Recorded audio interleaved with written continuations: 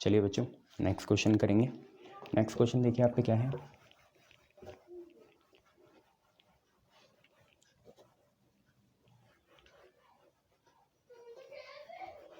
देखो next question क्या है।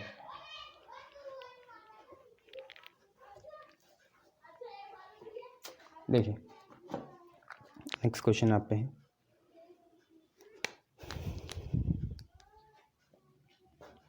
if points 1, 1, p and -3, 0, 1, ठीक है, बी इक्वी डिस्टेंट मतलब इक्वल डिस्टेंट में हूँ, इक्वी डिस्टेंट फ्रॉम प्लेन मतलब इनका परपेंडिकुलर डिस्टेंस सेम होगा, from plane r dot 3i + 4j - 12k + 13 is equal to 0, find P की एक से ज़्यादा वैल्यूज आ सकती हैं, देख सकते हैं। क्वेश्चन क्या कहता है, आपसे बोल रहा है ये जो दो पॉइंट हैं ये इक्वी डिस्टेंट है इस प्लेन से, मतलब अगर ये कोई प्लेन ऐसा हुआ, ठीक है, प्लेन की इक्वेशन सपोज ये पाई है, ठीक है, पाई है प्लेन की इक्वेशन, तो इन दो पॉइंट्स की दूरी लगभग सेम है, ठीक है, प्लेन से मान लो इस पॉइंट से है ना इनकी दूरी, अगर ये दूरी है आपकी स्मॉल p तो ये भी स्मॉल p है। पहला पॉइंट आपका क्या है 1, 1, p है और दूसरा पॉइंट आपका क्या है -3, 0, 1 है, ठीक है। तो हम क्या करते हैं पहले प्लेन की इक्वेशन सुधारते हैं, ठीक है, कार्टेशियन फॉर्म बनाते हैं पाई की, ठीक है, आपको भी आती है, सीधा बनाएंगे। 3 के साथ क्या लगा x, 4 के साथ क्या लगा y, -12 के साथ क्या लगा z + 13 इज इक्वल टू 0, ये हो गया। अब दोनों पॉइंट के लिए, ठीक है, दोनों ही पॉइंट के लिए ये a होगा, ये b होगा, ये c होगा, ये d होगा, ठीक है। नाउ उन्होंने बोला p जो लेंथ है, ठीक है, करस्पॉन्डिंग टू पॉइंट 1, 1, p वही बराबर है एक p आ गया ना बच्चों, इसे d ले लेते हैं ना, d हमारी डिस्टेंस है। अब d भी है यार, क्या लें इसको डिस्टेंस को x ले लेते हैं ना, x डिस्टेंस और यहाँ पे x डिस्टेंस, ठीक है। तो x जो डिस्टेंस है 1, 1, p से, फिर तुम कन्फ्यूज तो नहीं होंगे क्योंकि x डिस्टेंस तो 1D डायमेंशन का बना दिया, तो मैं इसे r ले लेता हूँ, है ना, r। अब r भी हो जाएगा तो मैं ये वाइट बोर्ड तोड़ दूंगा, तो r डिस्टेंस 1, 1, p से और r डिस्टेंस कहाँ से -3, 0, 1 से बराबर है, ठीक है। कैसे निकालेंगे, एक समय में ये x1, y1, z1 बन जाएगा और एक समय में ये x1, y1, z1 बन जाएगा, ठीक है। निकालते हैं सीधा, यहाँ पे भी लिखा मॉड, जैसे x2, y2, z2 मान लो, कोई दिक्कत नहीं है ना, x2, y2, z2, तो यहाँ पे होगा mod ax1 + by1 + cz1 + d upon √ a² + b² + c², ये बराबर होगा, यहीं से देखें प्लेन का ABC तो सही होगा, ax2 by2 cz2 + d, ठीक है, अपॉन √ a² + b² + c², यही सेम होगा। अब क्योंकि प्लेन की बात कर रहे हैं, इसके डिस्टेंस निकालने हैं, प्लेन के dr में कोई फ़र्क नहीं पड़ेगा, तो ये दोनों हो गए कट गए, ठीक है। बट ऐसी कंडीशन में आप ± ले लेना, देखते हैं क्या होगा, ठीक है। अब मैं मिटा रहा हूँ इसे, ठीक है, और सीधा लिखेंगे मॉड a कितना है ये रहा, b है ये, c है ये, d है ये, ठीक है। तो a रहा x में ये है, तो सबसे पहले है 1 × a कितना a, फिर प्लस b क्या है 4, ठीक है, और y1 कितना है 1, तो आया आप पे 4b, ठीक है। फिर c कितना है, c है -12 और z1 कितना है p, तो -12p प्लस d कितना है भैया, d है आपका, d है आपका, d है आपका, d है आपका 13, ठीक है, बराबर। अब यहाँ से देखना है a कितना है 3 और x2 कितना है -3, तो -3a, सॉरी a कितना है 3, अच्छा मैंने डाला नहीं, चलो अभी -3a लिख लेते हैं, दोबारा डाल देंगे। b कितना है, p है b, y2 कितना है 0, तो ये 0 हो गया, प्लस c कितना है, c है -12, बट अभी उसे c ही रहने दिया हमने, तो हमने डाला क्या फिर, अच्छा a यहाँ पे था 3 और ये है 1, ओहो सर दिक्कत कर दिया आपने, चलो कोई नहीं, दोबारा देखते हैं। मॉड है इज इक्वल टू मॉड है a की वैल्यू कितनी है, a की वैल्यू 3 है, ठीक है, x1 कितना है 1 है, ठीक है। बी की वैल्यू कितनी है, बी की वैल्यू है 4, ठीक है, और y1 कितना है 1 है, ठीक है। सी की वैल्यू कितनी है, सी की वैल्यू है -12 और z1 कितना है p, डी की वैल्यू कितनी है, डी की वैल्यू है 13 बराबर ए कितना है, ए है 3 और x2 कितना है, x2 है -3, फिर b कितना है, b है 4, y2 कितना है, y2 है 0, ठीक है। c कितना है, c है आपका -12 और z2 कितना है, z2 है आपका 1 और प्लस d है 13, ठीक है। इनको बराबर रखना है। तो यहाँ से किसकी वैल्यू आएगी, ऑब्वियसली p की आएगी। तो ये आया 3, ये आया 4, ये आया -12p और ये आया 13 बराबर, यहाँ से आया -9, फिर 0 हो गया, फिर -12 और यहाँ 13।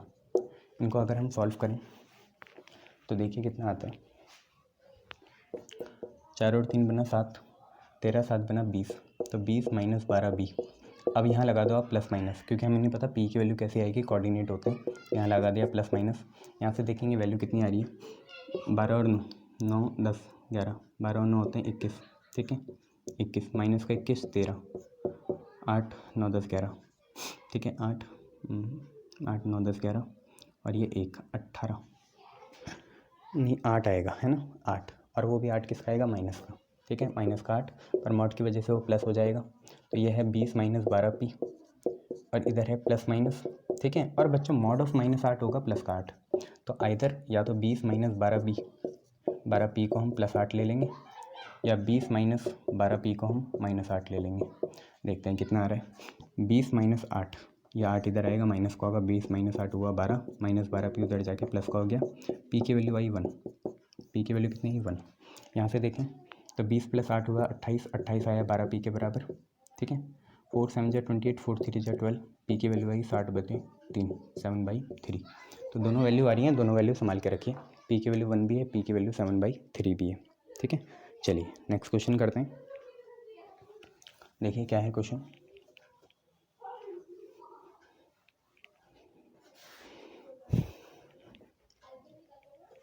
क्वेश्चन है आप पे, देखो नेक्स्ट क्वेश्चन क्या है, क्वेश्चन है आप पे, find equation of plane mid parallel to planes. Mid parallel मतलब इन प्लेन्स के मिड में है, ठीक है। Mid parallel to planes 2x - 2y + z + 3 = 0 and 2x - 2y + z + 9 = 0, ठीक है। क्वेश्चन आपसे ये कह रहा है, अगर ये प्लेन π1 है, ये प्लेन π2 है और हमारा रिक्वायर्ड प्लेन अगर पाई होगा तो इनके बीच में होगा। जैसे अगर ये प्लेन है π1, ठीक है, और ये प्लेन है π2, मुझे नहीं पता इनके बीच की दूरी कितनी है, लेट अस से इनके बीच की दूरी कुछ भी होगी, बट जो हमारा रिक्वायर्ड प्लेन है वो लगभग इनके बीच में ही आएगा। अगर ये दूरी d होती, इनके बीच की कुछ भी होती, तो यहाँ तक भी दूरी d/2 होती, ठीक है, और यहाँ तक भी दूरी कितनी होती है, d/2। ये हमारा रिक्वायर्ड प्लेन होता पाई। ऐसा आपसे क्वेश्चन कहना चाह रहा है। ट्राई करिए, पानी पी लूँ मैं तब तक, ठीक है, ट्राई करिए।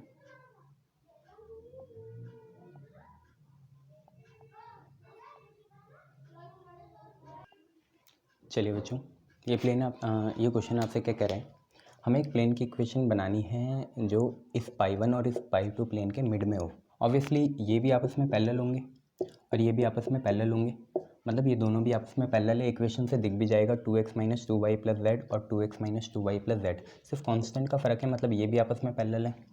Late required equation of plane हमने मान ली, क्योंकि प्लेन भी इन दोनों के पैरेलल होगा तो उसमें भी 2x ही आएगा, उसमें भी 2y आएगा, उसमें भी प्लस का z आएगा, बट उसमें कांस्टेंट k मान लिया और यहाँ पे लिख दिया 0, ठीक है। ये है फर्स्ट, ठीक है।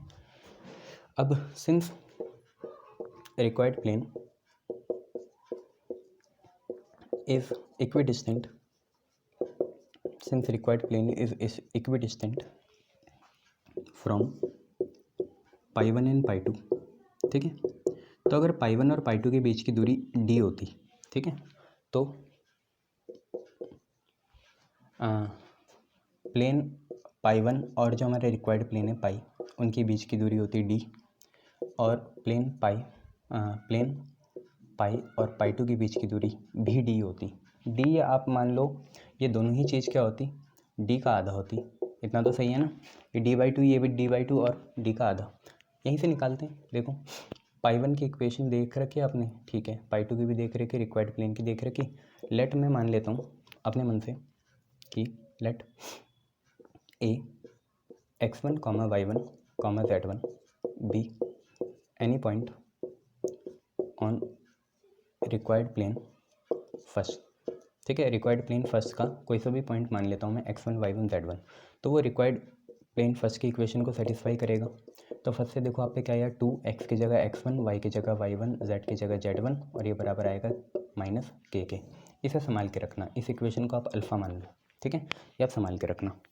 अब हम क्या कर सकते हैं, अब हम डिस्टेंस निकाल सकते हैं, ठीक है। ये तो मैंने संभाल के रख दिया, बाकी चीज़ें मेरी कोई काम की नहीं है, सारी मैं मिटा देता हूँ। और अब हम डिस्टेंस निकाल के रखते हैं। देखिए डिस्टेंस कितना होगा, ठीक है। पहले डिस्टेंस मैं निकाल रहा हूँ, ठीक है, किस किस के बीच का, पाई 1 और पाई के बीच का।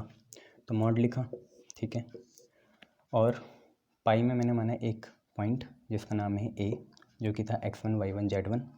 तो हम जो नीचे रूट में लिखेंगे डी आर्स वो इसके लिखेंगे, है ना, पॉइंट इस पाई के थोड़ी लिखेंगे, पाई के डी आर्स हमें थोड़ी पता है कितने होंगे, और होंगे भी पर होंगे सेम, बट लिखने तो पाई 1 के ही होते हैं ना नीचे। आप किसके लिखते हो, पॉइंट वाले के लिखते हो या दूसरे वाले के, दूसरे वाले के लिखते हो, पॉइंट के थोड़ी लिखते हो। तो अंडर रूट कितना आएगा, ये 2 का स्क्वायर 4 माइनस 2 का स्क्वायर 4 और 1 का स्क्वायर 1, ठीक है। और ऊपर क्या आएगा, 2 है, ठीक है। 2 के साथ क्या आएगा, x की जगह a पॉइंट का कोऑर्डिनेट जो कि है x1, फिर -2 y की जगह y1, फिर z की जगह z1, फिर यहाँ पे आएगा प्लस का 3, ठीक है। ये किस किस के बीच की दूरी है, पाई 1 और पाई के बीच की दूरी है, ठीक है। यही बराबर है किस दूरी के बराबर, जो दूरी है कितनी, पाई और पाई 2 के बीच की। ऑब्वियसली ये दोनों पूरी पाई 1 और पाई 2 के आधा है, ठीक है। इसमें भी नीचे वही आएगा बेटा, पाई 2 प्लेन का देखो, अंडर रूट 2 का स्क्वायर 4 माइनस 2 का स्क्वायर 4 जेड का स्क्वायर 1, यहाँ पर आएगा 2 के साथ x1 माइनस 2 के साथ y1, z के साथ z1 और साथ में 9, इससे ये कैंसिल हो गया। अब प्लस माइनस लगा देना, आंसर आ जाएगा, ठीक है। इसको संभाल के रखना। तो देखिए आप पे क्या आएगा, 2x1 minus 2y1 plus z1 plus 3 is equal two plus minus 2x1 minus 2y1 plus z1 plus 9। अब देखिए अल्फ़ा से 2x1 minus 2y1 plus z1 कितना है, -k है। तो फ्रॉम अल्फ़ा से देखो हमें क्या मिला, 2x1 minus 2y1 plus z1 कितना है, -k। तो ये बना -k, यहाँ पे +3 और यहाँ पे आया प्लस माइनस। अब यहाँ पे देखो 2x1 minus 2y1 plus z1, 2x1 minus 2y1 plus z1 कितना आया, -k, और यहाँ पे आया प्लस का 9, ठीक है। इनको सॉल्व करेंगे, k की वैल्यू आ गई, यहाँ डालेंगे, आंसर आ जाएगा। यही तो हमारी है फर्स्ट इक्वेशन। फर्स्ट इक्वेशन आपको पता है ना क्या है, 2x required equation minus 2y plus z plus k is equal to 0, ये हम पे इक्वेशन है, ठीक है। इसको ही सॉल्व करने के लिए निकालेंगे, इसको सॉल्व करेंगे यहाँ से। तो देखो -k + 3 आइदर वो बराबर हो जाएगा प्लस टाइम्स ऑफ -k + 9 के, ठीक है। यहाँ से आपको क्या मिलेगा, यहाँ से तो आपको कुछ मिलेगा नहीं, यहाँ से तो -k कैंसिल हो जाएगा। तो ये तो हमारी कंडीशन ठीक नहीं बैठी। दूसरी देखते हैं, -k + 3 बराबर हो जाएगा माइनस ऑफ -k + 9 के, ठीक है। यहाँ से देखते हैं क्या मिलता है। तो ये तो सही नहीं बैठी। तो -k + 3 बराबर हो जाएगा माइनस माइनस प्लस के, और यहाँ पे माइनस का 9, ठीक है। तो ये इधर आएगा, ये इधर आएगा, 3 + 9 बराबर कितने के, k + k 2k, 9 + 3 12, 12 कितने के बराबर, 2k के। k की वैल्यू आपकी कितनी आ गई, 6 आ गई। सीधा आप यहाँ डालो, आंसर निकालो, तो आपका आंसर आ गया कितना, पाई की इक्वेशन जो रिक्वायर्ड इक्वेशन है वो आ गई 2x minus 2y plus z plus 6 बराबर 0 के। ये आपकी इक्वेशन आ गई, ठीक है। देख लो कितनी, 2x minus 2y plus z plus 6 is equal to 0। Clear है इतना, गुड। चलिए नेक्स्ट क्वेश्चन करते हैं। इतना क्लियर, शाबाश। नेक्स्ट क्वेश्चन करते हैं। देखिए नेक्स्ट क्वेश्चन क्या है, थोड़ा लॉजिकल क्वेश्चन है, 2 लॉजिकल क्वेश्चन आएंगे, फिर आपको एक्सरसाइज देता हूँ। इस टॉपिक को भी टाटा बाय बाय करते हैं, कल मिलते हैं नेक्स्ट टॉपिक के साथ। चलिए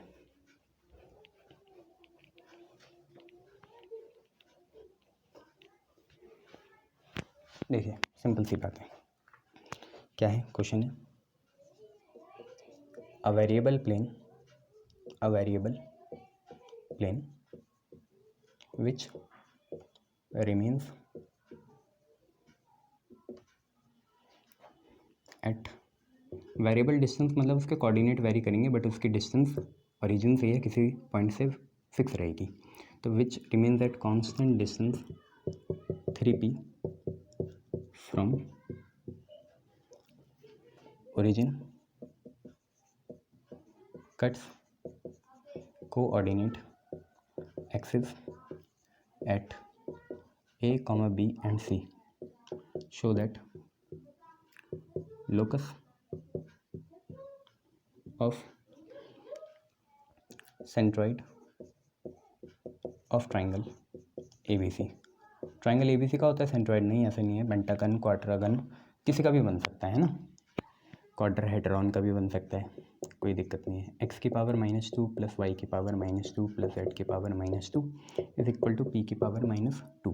ये आप पे क्वेश्चन है। तो क्वेश्चन आपसे क्या कह रहा है, देख लीजिए आप।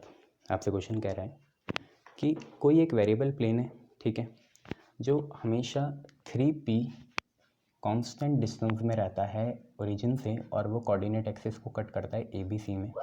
तो शो करना है locus of centroid triangle ABC ये है। तो सिंपल सी बात है, अगर हम इसे सिम्बलाइज़ करने की कोशिश करें, हालांकि प्लेन वेरिएबल होगा, कोई दिक्कत नहीं, ये x हो गया, थोड़ा सा ये y, इतना ये z। एक हमने अगर प्लेन बनाया, ठीक है, तो अगर इसका कोई पॉइंट है यहाँ पे, बीच में नहीं ले रहा p, तो उस प्लेन के ओरिजिन से डिस्टेंस हमेशा 3p रहती है। कोई पॉइंट ले लो आप, चलो a, ठीक है, इस a पॉइंट के ओरिजिन से डिस्टेंस रहती है 3p। अब ये जो कोऑर्डिनेट एक्सिस है उसे कैसे काट रहा है, तो वो भी देख लेते हैं। कोऑर्डिनेट एक्सिस को ये काट रहा है ABC में, तो यार ये तो सर आप बहुत गलती करते हो, इसे क्यों ले लो, ठीक है, इसको ये A पे काट रहा है, इसको ये B पे काट रहा है, इसको ये C पे काट रहा है। और हम एक काम करेंगे, इसकी कौन सी इक्वेशन निकालेंगे, कट्स वाली है, तो हम इसकी इंटरसेप्ट इक्वेशन निकालेंगे। ये पॉइंट हो जाएगा A, स्मॉल a, 0, ये पॉइंट हो जाएगा B, 0, स्मॉल b, 0। ये ABCDR नहीं है, ये क्या है, इंटरसेप्ट है, ठीक है। C हो जाएगा 0, 0, स्मॉल c, ठीक है। तो लेट वेरिएबल प्लेन मान के चलते हैं, अभी हमने पूरा कुछ नहीं पढ़ा, अभी तो हमें बस इतना पता चला। तो let variable plane makes intercept, let variable plane makes intercept, कितने इंटरसेप्ट, स्मॉल ए, ये डीआर्स नहीं है बेटा, है ना, इंटरसेप्ट है, small a, small b, small c, from या with coordinate axis, with coordinate axis, ठीक है। तो देयरफॉर हमने मान लिया ए क्या है, ए है हमारा a, 0, 0। ऐसे हमने b मान लिया, b कितना है 0, b, 0। ऐसे हमने c मान लिया, c कितना है 0, 0, c, ठीक है। अब मान के चलो यहाँ पे कहीं सेंट्रॉइड होगा इसका, ABC ट्राइंगल का, यहाँ पे मान लो सेंट्रॉइड है G और इसके कोऑर्डिनेट है अल्फ़ा, बीटा, गामा, ठीक है, कुछ भी मान लो। तो let G alpha, beta, gamma be the centroid. ये क्या है, सेंट्रॉइड है। अब आप खुद ही समझिए, सबसे पहले तो आपको ये पता चल गया अल्फ़ा कितने के बराबर होगा। सेंट्रॉइड के कोऑर्डिनेट कैसे आते हैं, x1 plus x1 plus x2 plus x3/3। Beta कैसे आएगा, y1 plus y2 plus y3/3, ठीक है, y3/3। फिर गामा कैसे आएगा, z1 plus z2 plus z3/3। तो अल्फ़ा कितना आएगा, यहाँ से आया a, वहाँ से आया 0, यहाँ से आया 0 अपॉन में 3, इम्प्लाइज a की वैल्यू आ गई 3 अल्फ़ा, कहीं डालेंगे, चिंता मत करो। ऐसे a की वैल्यू 3 अल्फ़ा आएगी, b की 3 बीटा, c की 3 गामा, बट दिखाना ज़रूरी होता है। नहीं सर हमें तो पता ही नहीं है, दिखाना भी है नहीं, कोई बात नहीं। y1 है 0, y2 है b, y3 है 0 अपॉन में 3। तो यहीं से देखो b की वैल्यू कितनी आ गई, 3 बीटा आ गई। ऐसे यहाँ पे देखो अल्फ़ा, बीटा, गामा, ठीक है। z1 की वैल्यू 0, z2 की वैल्यू 0, z3 की वैल्यू c अपॉन में 3, c की वैल्यू आ गई 3 गामा, c की वैल्यू आ गई 3 गामा। संभाल के रख लो, a है 3 अल्फ़ा, b है 3 बीटा, c है 3 गामा, इतना पता चल गया, ठीक है। अब इसके बाद हम क्या करते हैं, इक्वेशन ऑफ अ प्लेन लिख लेते हैं, इक्वेशन ऑफ प्लेन, ठीक है, प्लेन की इक्वेशन लिख लेते हैं। इक्वेशन ऑफ प्लेन, प्लेन की इक्वेशन क्या हुआ है, प्लेन की इक्वेशन इंटरसेप्ट फॉर्म में x/a plus y/b plus z/c is equal to 1, 1 को इधर लाई, -1 इज इक्वल टू 0, ऐसे मान के चलिए फर्स्ट। अब this plane is at a distance of 3p from origin. ये हमें बोल रखा है क्वेश्चन में, ये जो प्लेन है ये 3p डिस्टेंस में ओरिजिन से, ठीक है, और ये कट कर रहा है कोऑर्डिनेट एक्सिस को, वो तो हमें पता चल गया। ओरिजिन है 0 0 0 ओ, ये x1 ये y1 ये z1, ठीक है। इसका a डैश कितना है ना, a डैश जो आप डालोगे ना वो जैसे पहले डालता, a डैश यहाँ से कितना है 1/a है x के साथ जो है, b डैश कितना है 1/b है, c डैश कितना है 1/c है, और d की वैल्यू है -1, ठीक है। तो डिस्टेंस का फॉर्मूला लगाते हैं और आंसर निकालते हैं, ठीक है। ये निकालना है, देखते हैं x की पावर -2 y की पावर -2 z की पावर -2 p का स्क्वायर, देखते हैं अभी क्या आता है। अभी तो आप ये देखिए क्या हमें पता चला कि जो हमारा डिस्टेंस होता है, कोई सा भी डिस्टेंस हो, लेट से डिस्टेंस हमारा p डैश होता है, वो बराबर हुआ a dash x1 plus b dash y1 plus c dash z1 plus distance d upon under root कितना a डैश का स्क्वायर फिर b डैश का स्क्वायर फिर c डैश का स्क्वायर, ये होता है, ठीक है। p डैश की वैल्यू ही कितनी है, कितनी दूरी पे है 3p दूरी पे है, बराबर a डैश कितना है बच्चों, a डैश है 1/a, आप यहाँ से भी देख सकते हो a डैश कितना है 1/a जो x के साथ होता है, और x1 कितना है, x1 है आपका ओरिजिन 0, b डैश है 1/b, अब देख नहीं रहा हूँ, आपको पता है b डैश है 1/b, y1 कितना है 0, c डैश है 1/c, z1 कितना है 0, d की वैल्यू है -1 अपॉन अंडर रूट, देखिए a डैश कितना है 1/a, तो a डैश है 1/a, इसका चलेगा स्क्वायर, b डैश है 1/b, इसका चलेगा स्क्वायर, c डैश है 1/c, इसका चलेगा स्क्वायर, ये चीज़ है, ठीक है। अब कुछ नहीं करते, ये भी काम का नहीं है, इसको भी मिटा देते हैं, सारी चीज़ें मिटा देते हैं, ये तो क्वेश्चन सिंबलाइज करने के लिए था। 3p बराबर आया कितने के, ये वाली चीज़ 0, वाली चीज़ बन गई 0, वाली चीज़ बन गई 0, वाली चीज़ बन गई 0, ऊपर आया mod ऑफ -1, नीचे है root 1/a square 1/b square 1/c square, ये हम पे। देन इसके बाद देखो हम पे क्या है, कितना है, सेंट्रॉइड से कट सेंट्रॉइड एट ये, उसकी ज़रूरत पड़ेगी 3α स्क्वायर, हमें सेंट्रॉइड से दूरी तो नहीं बोल रही थी, अगर सेंट्रॉइड से बोल रही थी तो ठीक है, सेंट्रॉइड से ही बना लेंगे, ठीक है, कोई दिक्कत नहीं है। सेंट्रॉइड भी जो हमारा ये जी है ना अल्फ़ा बीटा गामा, इसको आप अरेंज कर लेना x y और z से, ठीक है, क्योंकि ये तो पर्टिकुलर हो गया, अब हमें कोई भी जनरल वेरिएबल पॉइंट देखना है उसे x y z ले लेंगे, ठीक है, कोई कन्फ्यूज़न की बात नहीं, दोनों साइड स्क्वायरिंग कर लो, है ना, -1 का मॉड तो 1 हो जाएगा, नीचे आएगा under root 1/a square 1/b square 1/c square, ये आएगा, दोनों साइड स्क्वायरिंग कर लो, 3p का स्क्वायर हो जाएगा 9p स्क्वायर, 1 का स्क्वायर 1, नीचे आएगा 1/a square 1/b square 1/c square, कैसे आया, स्क्वायर से रूट कैंसिल हो गया, क्रॉस मल्टीप्लाई करो, इसको इधर भेजो, तो 1/a square 1/b square 1/c square बराबर आया 1/9p स्क्वायर के, स्क्वायरिंग करके।